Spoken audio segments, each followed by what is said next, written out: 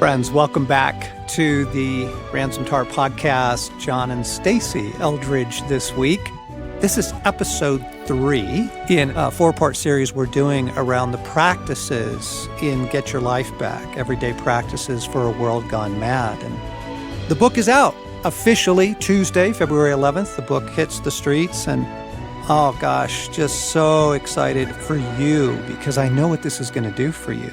Trying to help people recover heart and soul, recover humanity in this crazy, crazy world. Things have just gotten so complicated, and most people's souls, whether they know it or not, are literally besieged. They are under siege. And there's the madness of the world and the pace of life and the inundation of content. And then there's the darkness of the hour and the war that we find ourselves in the unseen realm, which is ramping up. So this is an intense time to be a human being. I've been saying it's a brutal time to be a human being, and wholeheartedness is not an option. And so in episode 1, Alan and I talked about simple unplugging and how what we're experiencing right now in the world is literally an assault on our attention. Our attention is kind of the last bit of unclaimed real estate. And everybody is vying for your attention through, clickbait and pop-ups and notifications and all the little pings and chimes and vibrations and all that. And it's not just technology. It's at the gas station and it's in the airport and as you go through the mall and everywhere you go, something's trying to grab your attention. So we talked about being kind to our souls and in simple unplugging in episode 1. And then in episode 2, we had Sue on our team in, and Sue was talking about kindness. That was the chapter she chose. And looking at the pace of life, for example, that we expect of ourselves. And is it kind? And looking at some of the choices that we are making that actually are within our realm to make some choices about. How much media we're consuming, what we do with our evenings, looking at kindness as a way of healing and nourishing the soul. And then today, my wife Stacy and I. And Stace, what chapter did you pick? Ooh, it was hard to pick one, by the way. But what I picked was the chapter on benevolent detachment. I love that chapter. I love that chapter too, and it has been and is continuing to be profoundly not only helpful to me, but life-changing, truly. Why? Oh my goodness. Because I am not even aware of how much I am carrying on any given day, on every given day. And benevolent detachment is the practice of letting things go, of giving them to Jesus, the one who is able to carry. I care, but I'm not meant to carry. And so when I practice benevolent detachment, which I know we're going to really talk into, I can literally feel the weights that I'm not meant to carry fall off my shoulders. And my heart rises. My heart rises. And Doesn't it? Oh my goodness. And it's just that I'm able then to live and love the way I'm meant to versus being crushed by weights that I'm actually not meant to carry. Yeah. Okay, gang. So let me explain it. Yeah, good. And then we can unpack it. It's an idea that I got from the Desert Fathers, and I don't know who coined the phrase, but the idea that the human soul was never meant to carry the burdens of the world. Benevolent detachment, benevolent, because I'm not talking about something that's done in anger. I'm not talking about cynicism. I'm not talking about, checking out. Right. It's not unkind. Right. It's not a defiant or resentful or even overwhelmed checking out. Benevolence, something done in love. Detachment, because we are invited in Scripture to let it go, to give it all to God, to begin to learn a way of soulful care and soulful practice where in love and in kindness, we can peel apart the Velcro. Yes. by which the world or people or a crisis has attached itself to Right, us. right. It's actually about aligning ourselves with the way we are meant to work in union with God. Yeah, right. And so let me give you a little bit of the biblical background of this, so you kind of see how richly this actually is described in Scripture. Because when I put benevolent detachment in front of people, and we've been speaking about it in some different places recently, including in an environment that was fairly unfamiliar with us, don't really know John and Stacy very well, don't know Ransomed Heart, and I was trying to describe benevolent detachment, and you could just see almost the suspicion of like, really? That Right. doesn't, no, you just sound like a counselor. That doesn't sound like that's from Scripture. So let's start with the story in the Gospel of Mark in chapter 1, beginning in verse 29, because Jesus's ability to detach is just extraordinary. And you know that you're watching love. Anytime you watch Jesus, you're Yes. watching love, and you're watching mature love.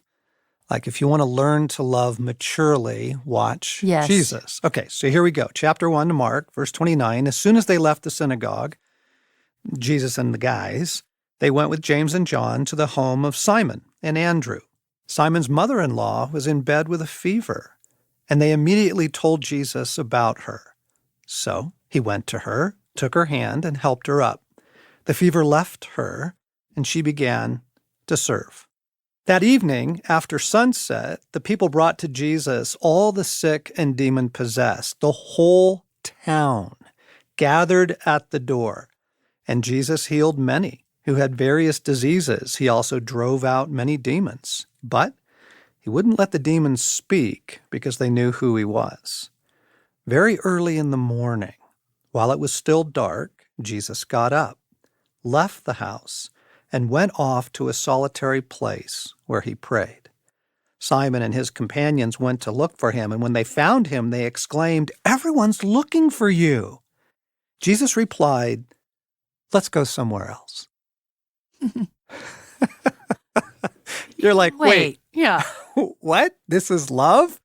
Wait a second. This is the very thing you're here for, isn't it? I mean, the crowds are gathering. The need is at the door. Yeah, you've made a name for yourself. Now's your moment. Yeah.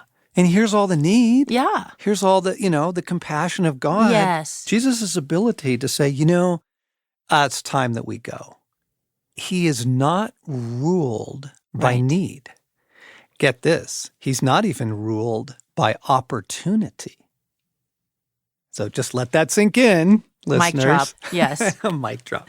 Jesus is not ruled or compelled or constrained or bound by need, nor is he by opportunity. Okay? Because it's all right here at the door, and we get so tangled up in things. All right. So let's look at 1 Peter 5 now, verse 7. So Peter learned a way of life from Jesus.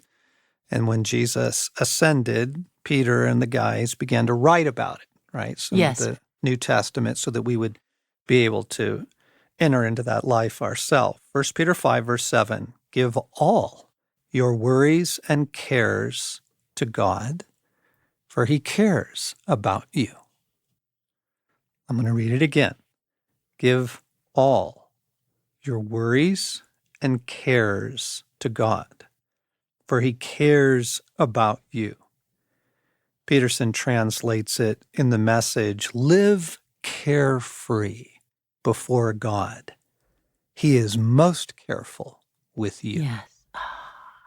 What's that doing in your soul as I'm reading that? Oh, it's just rising up. It's rising up. And I'm feeling the scriptural pushback. I'm hearing like, yeah, but what about bear one another's burdens? Mm-hmm. And even as you read that, I'm hearing and knowing, no, we bear one another's burdens. We care, we love, we engage where God calls us to engage, but we're not meant to be buried by them. Yes. This cast your cares upon Jesus. Yeah, we bear one another's burdens by bearing them to Christ. Ooh.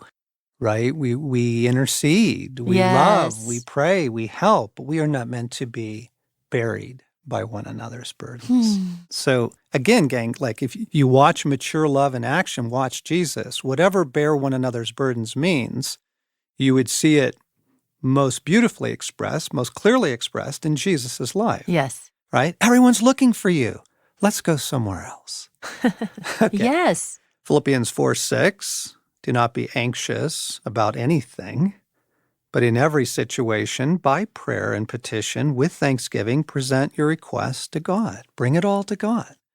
Don't be anxious. Don't let this weigh you down. And then the famous passage in Matthew 11, starting with verse 28, then Jesus said, come to me, all of you who are weary and carry heavy burdens, and I will give you rest. Take my yoke upon you. Let me teach you, because I'm humble and gentle at heart, and you'll find rest for your souls. For my yoke is easy, and the burden I give you is light. It's one of my favorite verses ever. Yeah. Yeah. In fact, you've got a little bit of a history of Yeah, that yeah. verse. That was the verse that when I opened the scriptures in my place of desperation and loss and didn't think I could go on with my life, opened that up. And that was the verse that I opened it to. And that's when I gave my life to Christ. 1978, Something. something Or like that. 1980, a while ago. Yeah. Yeah, isn't that beautiful? Come to me, all you who are weary and carry heavy burdens, and I will give you rest. Take my yoke. Let me teach you, because I'm gentle, and you will find rest for your souls. So it's just a good question to go, well, okay, so if we're not restful in our souls, then we're not experiencing Christianity as the Gospel's intended it. Right. Yes. Because again, what we have to realize is we are constantly being yoked. Other people would love to put their yoke on you. Mm-hmm. The world would love to put its yoke on you. And Jesus is saying, exchange all that for mine. Come and align with me, partner with me, union with me. I love Peterson's translation of it. He says, are you tired? Worn out, burned out, come to me. Get away with me and you'll recover your life. I'll show you how to take a real rest. Walk with me, work with me. Watch how I do it. See, there's that piece about watching Yes, mature love, right? Watch how I do it. Learn the unforced rhythms of grace. I won't lay anything heavy or ill-fitting on you. Keep company with me, and you'll learn to live freely and lightly. How appealing is that? I know, and exasperating. This is one of those classic biblical passages that for years it just frustrated me because I'm like, I'm not there. I don't know what this is Right, describing. the easy and light part. What is that? Right? Yeah. How do we get there has been my heart's cry for a long time. Right. Yeah. And I think this practice ultimately is about trust. Trusting God. Trusting that He is actually able to intervene and to care and to move and to love in ways that I long for, but I'm not able to do it. It's crushing me. It's heavy for me, and I do care, but I trust that God is God.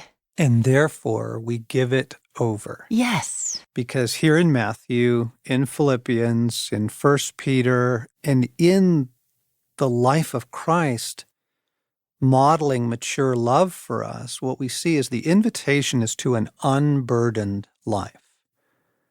Maturity is not carrying the burdens of the world.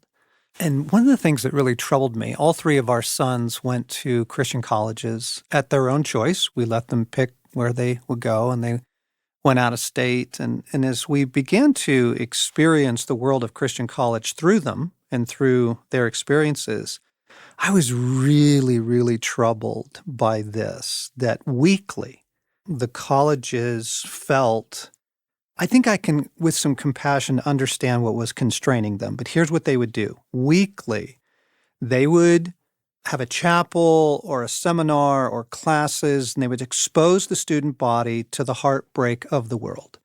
And so it's human trafficking, and then it's the injustice toward a people group, and then it's the loss of indigenous cultures, and then it's the destruction of the earth itself. Yeah, and it wasn't just like, we'll do one a week. No. It was, they buried them. And I think this happens at every college, maybe in high school, where your joy is stolen and you're just told the world is an awful place. And here's the 45 things that are happening right now. Exactly. Yeah. Exactly. And what I was watching happen, I think it was done out of an earnest desire to say, hey, we got to wake these kids up.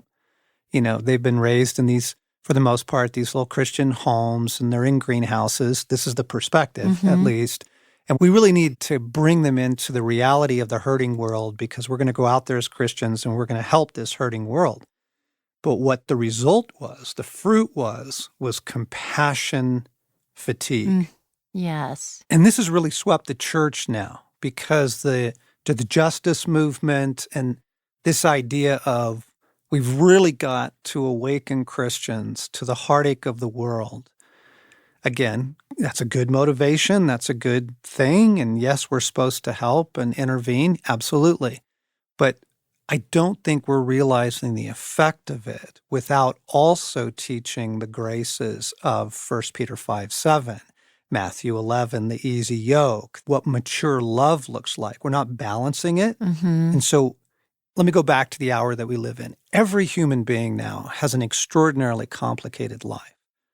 The technology, the amount of media coming at us, the pace of life, everybody's having to deal with that. But in addition to that, the Christian is also laboring under the heartbreak of the world. And what do we do? And how do we care? And so there is this compassion fatigue. And it used to be a phenomenon largely restricted to a couple of professions. This is very, very documented and well known in the social services. Anyone who is a caregiver.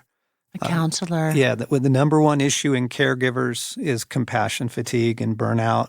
World Health Organization just listed burnout as one of the global crises now. So it's a global crisis of burnout.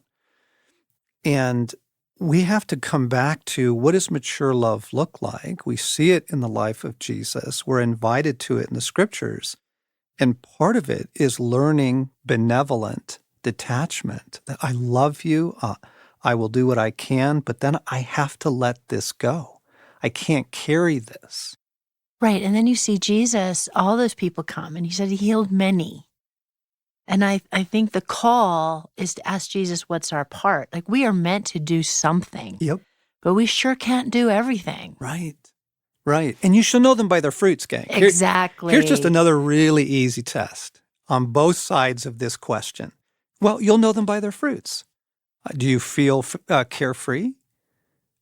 Are you living freely and lightly? Does the yoke feel easy and the burden light? Or are you fried, overwhelmed, frantic, running, hard-pressed, right? I mean, you should know them by their fruit. Yeah, and withdrawing because you're overwhelmed. Yeah, exactly, right. The cynicism, the anger, that I'm checking out, but it's not done in love. Yeah.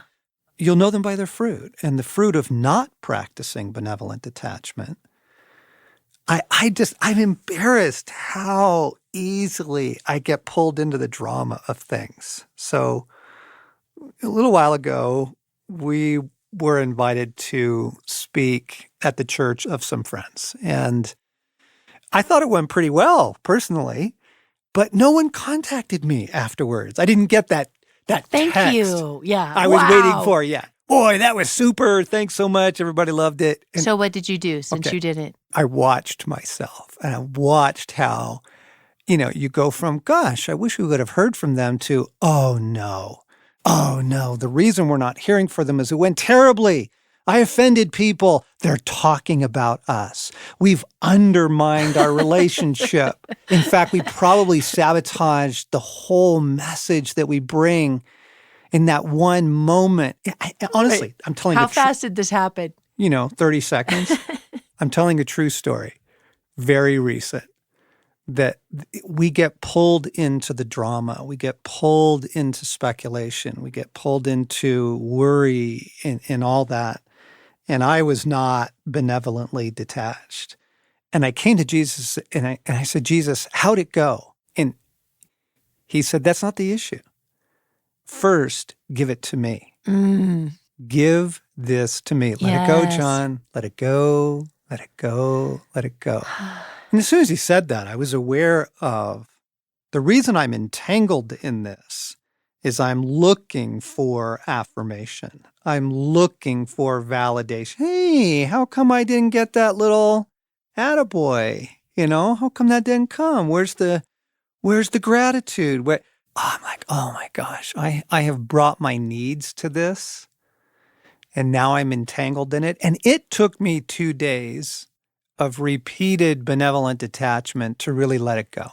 Because the enemy's going to jump all over this Absolutely. too, right? Yeah. So what do you want to read from the book? What passage? Okay, let's go there. This is from the chapter on benevolent detachment. To make room for God to fill the vessel of our soul, we have to begin moving out some of the unnecessary clutter that continually accumulates there, like the junk drawer in your kitchen. Everybody has a junk drawer. That black hole for car keys, pens, paper clips, gum, all the small flotsam and jetsam that accumulates over time. Our souls accumulate stuff too, pulling it in like a magnet. And so Augustine said we must empty ourselves of all that fills us so that we may be filled with what we are empty of. Over time, I found no better practice to help clear out my cluttered soul than the practice of benevolent detachment, the ability to let it go, walk away, not so much physically, but emotionally, soulfully. Allow me to explain. We are aiming for release, turning into the hands of God whatever is burdening us and leaving it there. It's so easy to get caught up in the drama in unhealthy ways, and then we are unable to see clearly, set boundaries, respond freely. When this happens in relationships, psychologists call it enmeshment. Mature adults have learned how to create healthy distance between themselves and the thing they have become entangled with. Thus the word detachment. It means getting untangled, stepping out of the quagmire. It means peeling apart the Velcro by which this person, relationship, crisis, or global issue has attached itself to you, or you to it. Detachment means getting some healthy distance. Social media overloads our empathy, so I use the word benevolent in referring to this necessary kind of detachment because we're not talking about cynicism or resignation. Benevolent means kindness. It means something done in love. Jesus invites us into a way of living where we are genuinely comfortable turning things over to Him. Are you tired, worn out, burned out on religion? Come to me. Get away with me and you'll recover your life. I'll show you how to take a real rest. Walk with me and work with me. Watch how I do it. Learn the unforced rhythms of grace. I won't lay anything heavy or ill-fitting on you. Keep company with me and you'll learn to live freely and lightly. Now pay attention here. Jesus said there is a way to live freely and lightly. I know that you read that verse, but it's really bears repeating. It's worth marinating our hearts in. It's worth meditating on and memorizing. Like, say what? Say what? I think one of the ways to look at the fruit of this is to say, am I becoming a more joyful person? Because a mature believer should actually be becoming more joyful. And it doesn't mean you don't care. It doesn't mean you don't have tears of intercession at times. Or heartbreak, or Exactly. grief, or loss. We're not pretending. Right. And the world doesn't stop. We're living in a fallen world, but we have to give it to Jesus regularly. He is a happy God. Yes. So the only way, I think, to do this is to practice benevolent detachment and to give everything and everyone to God. I'm really glad you chose this chapter for today because I actually think if you were to choose one practice of the many, many, many little treasures in the book, this would be the one. And it was interesting. I was doing a podcast the other day, and we were talking about burnout in pastoral ministry and how burnout among ministers is so common, tragically common. Right. Like, it's just a thing. It's like, oh, yeah, that happens. It's like caregivers and it's like social workers and the helping professions. That burnout is a well-known syndrome in the ministry. And you go, wait, why? These are the people who are most hooked up to Jesus. Committed, wanting to serve. These are the people who have a life with God. The Gospels seem to say that won't happen if we learn the unforced rhythms of grace. So what's going on? Anyway, we were talking about pastoral fatigue and ministry burnout. And I was noticing in the conversation in this interview how the temptation is to say, you're right, you're absolutely right, I'm with you, I need a vacation. I need 4 weeks. I need to get away. I may need to quit. Like we start putting a really big time frame on the answer. Like I won't get out of this unless I, get 6 months off. Or you're right, I need to pull out of the ministry for a while or something. Or I need a holiday. And what I was trying to explain is if you make the solution something that's far out ahead of you and probably unattainable, most people can't get 6 months off. You will crush yourself because then you just keep up with the madness. Like you can't get to the solution. You lose your soul. Right. And I was trying to say that benevolent detachment is available today. Yes. It's available right now. It's available in the moment. And you will be amazed, friends, what this will do for you. So if all that's true and biblical, and you shall know them by their fruits. Hun, why is it that we, you and I, and most people have such a hard time with this? Why are people pushing back against this even now? What is it in us that makes it so difficult to practice benevolent detachment? Oh, I think there's so many different things. But the first thing actually that comes to my mind is that I forget God. I actually forget. And so I'm just in the midst of my day, and I might pray absolutely about things, but I don't let it go. I don't let them go. I continue carrying them because I kind of think it's my job. Like it's what I'm supposed to do. There you go. Say more about that. Why? Well, if it's my children, well, I'm their mother. And I've been given a special dispensation or something to carry them. Or as a believer, I have a responsibility. And the thing is it's not just coming internally, this message. No. This is really coming externally. And I'm on Facebook, and I can't get on it any day without getting at least 4 major heartbreaking crises or things that need people to rise up and engage with. Yes. And I feel so guilty. And I want to, and I care about these things. So again, I can pray in the moment, but I just feel weighted down, and I'm not actually sure why. Maybe because I just don't even know how to give it to God in such a way that He carries it without me feeling like, oh no, I'm doing it wrong. I'm not loving anymore. Bingo. See, that was the compassion fatigue I was talking about. You get on Facebook and here's these heartbreaking stories. And the human soul was never meant to carry all that. We live in far too large of a world. The human soul is kind of village-sized. You were meant to carry. Like that. Yeah. You were meant to be involved in and simply even just be aware of a fairly small amount of news. But because of the global news industry and media and social media and that kind of thing, technology, smartphones, you just know about too much. But what I wanted to get to was, I think what you were describing isn't this love? Isn't this loving? I mean, as a mother, aren't I supposed to carry? Right. It feels like love, or it feels loving. And so I think to name one of the reasons for our listeners to consider is, I think we have some broken understandings of love. Right, because that whole sentence, that phrase about a parent is as happy as their unhappiest child. Yes. versus my children can actually not be doing well. And I'll be okay. Yes. I still get to be fine. Yes. My hope is built on nothing less, Yes. right? And on Christ, the solid rock I stand. I really think there is another way of love. It's so fascinating. The book Boundaries has sold jillions, and continues to. And it's like a 20-year-old book. It continues to be a bestseller. And it just lets you know people are feeling burdened. Yes. And they're asking, please help me out of these enmeshed, entangled dramas. So they're looking for help. And that's a great thing, by the way. I applaud that. But I think it's because of confused understandings of love. So I just want to name that as one. I think I'd name another is fear for me.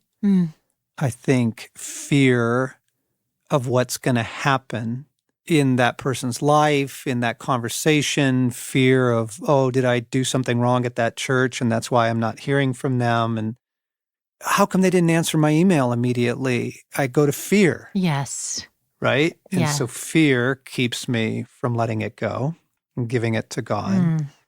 Mistaken love keeps me from letting it go and giving it to God. I think false guilt. Yes. Gang, let's get the enemy into this mix here. You know that there is nothing he would love to do more than overburden the compassion of caring people and take you out. Right? And I think that's what he was doing at those Christian colleges, or still doing. I think it is evil. You saw the effect. It's the war. You see the effect, and the effect is not engagement, or the effect is desperate engagement and then burnout. The average duration of a person in social justice ministry right now is less than 2 years. Yeah. Less than 2 years. That is not a good statistic. The burnout, the overload, the compassion fatigue. And so the enemy knows that this is a tool for good-hearted people, for empathetic people, compassionate people. So I think there's that. Yes. Right? Fear, false guilt. And then I want to add one more thing. You alluded to it early in the podcast. I think that our ability to practice benevolent detachment, lovingly letting it go, giving it over to God, our ability either to practice it or not practice it reveals what we think of God. Absolutely. It does. Is he trustworthy? Is he involved? Does he care? If I let it go, is it just going to fall through the cracks into the atmosphere? Well, that's what we think. If I don't come through, no one will. Right. Exactly. I was just with somebody recently who was told by someone they don't even know well, I want you to come through for my life. Literally telling them, I need you. I've chosen you. And I need you to do this for me. Gosh. And the person I was meeting with felt that, but if I don't do it, who's going to do it? And isn't that loving? Yeah. To the peril of their own soul. Yeah. To the neglect of the things that God has given them to do. Right. And it's not their job, by the way. It's Where not their is job. Jesus It's Jesus's in job. that other person's life? Exactly. Right? God cares more than I do. And he will raise up the help that they need. And the portion that's mine, I'm happy to do. Yeah. But I give even that to God. Yeah. So, gang, we are describing and urging and trying to persuade you. Give it a try. That's it. Give it a try. Give it a try. You shall know them by their fruit. Benevolent detachment. I give everything and everyone to you, God. I give everything and everyone to you. And as you just settle down, just give this a moment in your day. We use the pause app to do this. Yes. The 1-minute pause, 3-minute, 5-minute pause. And the center of the pause is this practice of I give everyone and everything to you so that I may receive more of God. Every human soul is in desperate need of more of God. If we're going to be resilient and withstand these really hard times, then we have to be filled with more of God. Well, you can't get there except through the door of benevolent detachment. Augustine's thing. You must first empty yourself of that which you are full, so that Yes. you may be filled of that which you are currently empty. Okay, so we're going to do it right now. And it's not just as simple as, okay, Jesus, I give everyone and everything to you. That's a good beginning. But oftentimes, I don't know what I need to give over, so I will ask God, Yeah. what do I need to let go of? Jesus, what do I need to let go of? And again, this is in the book and in the center of the app. We ask Jesus, what do I need to let go of? And you might be really surprised what he names. So here we go, gang. We're going to practice a little bit of benevolent detachment right now. Father, Jesus, Holy Spirit, you alone are the fountain of life. You alone have shoulders big enough to carry the world. I can't carry the world. I can't. You alone are the Savior of the human race. You alone are God. And you invite me to come to you, weary, carrying burdens, and that you're going to teach me rest for my soul. And so I come to you now, and I just begin with, I give everyone and everything to you, God. And I just kind of try and begin to get my soul there. I give everyone and everything to you. And the beautiful thing is, in this moment, you can do it for a moment. You can do it for 60 seconds. I give everyone and everything to you, God. Jesus, what do I need to let go of? What am I carrying right now that I'm not even aware of? Just listen. And as Jesus shows you things, then give them over. I give everyone and everything to you. Jesus, take every yoke off of me except yours. I have been yoked by so many other things. I throw them off for yours alone, your love, your goodness, your life, your affection for me. I give everyone and everything to you. And in the place of those things, I need more of you, God. I need so much more of you. Fill me with more of you. Fill me, God. Fill me. And as we're praying, my last prayer here for us today, friends, is this. Jesus, teach me mature love. I don't think I know what it looks like. Teach me mature loving. I am carrying way too much, worrying about way too much, fearful, angry about way too much. Teach me mature love. I want to love like you do, and you are able to walk away. Friends, I hope this has been helpful. I hope it's been alluring. You shall know them by their fruits. Stace, what's been the fruit of practicing benevolent detachment over the last year? Oh my goodness. Literally coming up for air. Coming up for air, a freedom of soul, an increased belief in the faithfulness of God, and a freedom to love more deeply because I'm not responsible. Yeah, that's beautiful. And the good news is the book is out this week, the week of February 11th. Woot! Super stoked, very excited. I just think this has the power to heal a lot of souls. I really do. I'm so excited Me for too. you, friends. If you haven't got your copy, get it. By the way, I'm going to do a book study, conversational, on Facebook Live in the month of March. So grab a copy now, get into it, and then we can have an experience together on Facebook.